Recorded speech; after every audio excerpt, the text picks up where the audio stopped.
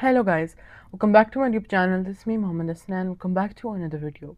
So in our today's video, we're going to discuss about the periodic table, and this is the episode number 1 of chemistry series. This is also a series which contains the core and fundamental concepts everyone needs to know. So without wasting any time, let's start our today's video by first understanding the introduction of the periodic table. So all the elements are arranged into the periodic table, and all those elements which exist in this world, they are organized in the periodic table.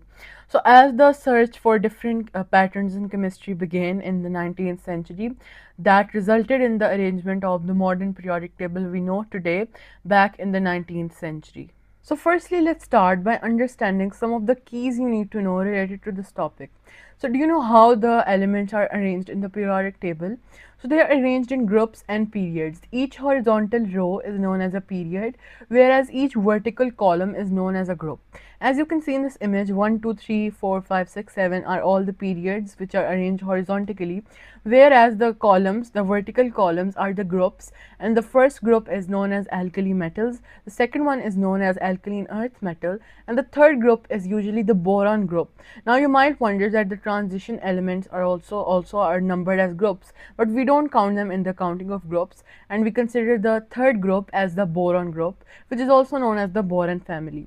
And then we have the carbon group, which is the fourth group, and then we have the nitrogen group, also known as the nitrogen family, which is the fifth group, and then the chalcogens, also known as oxygen family, and then we have the halogens, which is the seventh group, and then the noble gas, the eighth group.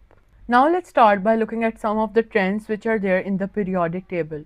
So firstly, all the elements in the periodic table are arranged in increasing number of their atomic number. As you can see here, that as we move along, the atomic number of each element is increasing. Now what is the atomic number? So atomic number is the position number of each element in the periodic table, and it also represents the number of protons in an atom.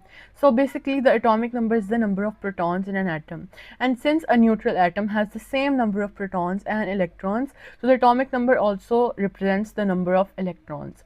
For example, in this example of sodium, which has the atomic symbol of Na, the proton or atomic number is 11. This means it has 11 protons and 11 electrons.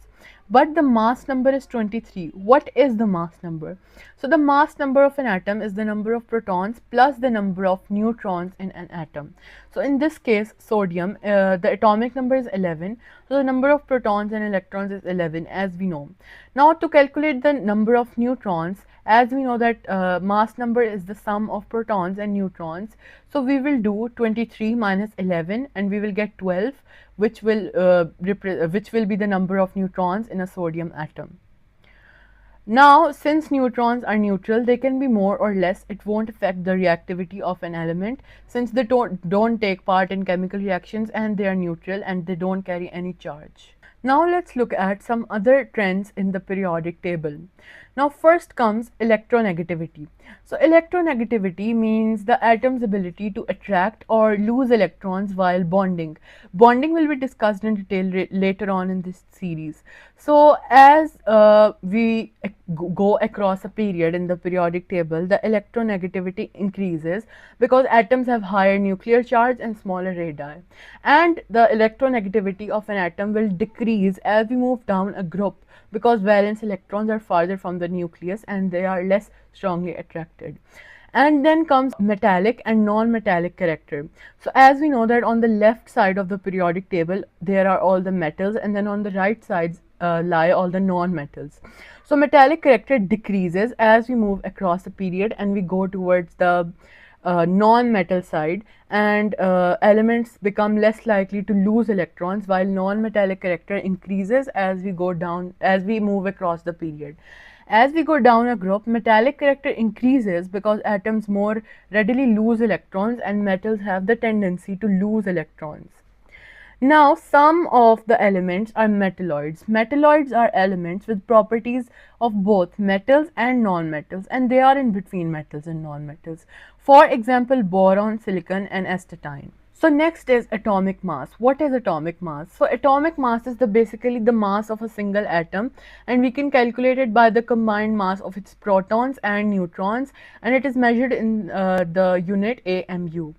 Now, atomic mass generally increases as we move down a group and across a period in the periodic table.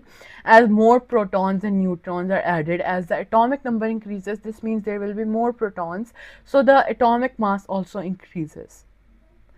Now, the key summary of today's video, that every element in the periodic table has its own atomic number, means the number of protons and electrons, and also the position number of each element, and atomic number also recognizes the position. The atomic number increases as we move across the periodic table. Mass number is the total number of protons and neutrons in an atom. For your reference, here is another example of lithium, which is the third element in the periodic table. It has atomic number of 3 and a mass number of 7.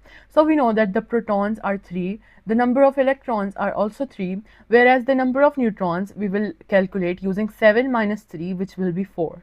Okay, so guys, this was all about the periodic table and episode 1 of this series, which was about the periodic table. Now, if you want more episodes of this series and more interesting videos like this, then don't forget to subscribe my channel, like this video, and share this video with your family and friends. Thanks for watching.